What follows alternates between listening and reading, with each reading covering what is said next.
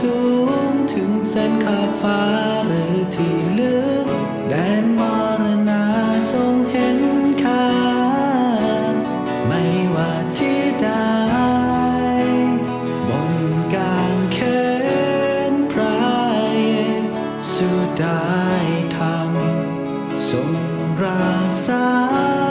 หัวใจที่ชอกช้ำคืนชีวิตให้ข้าอีกครั้งเป็นความรอ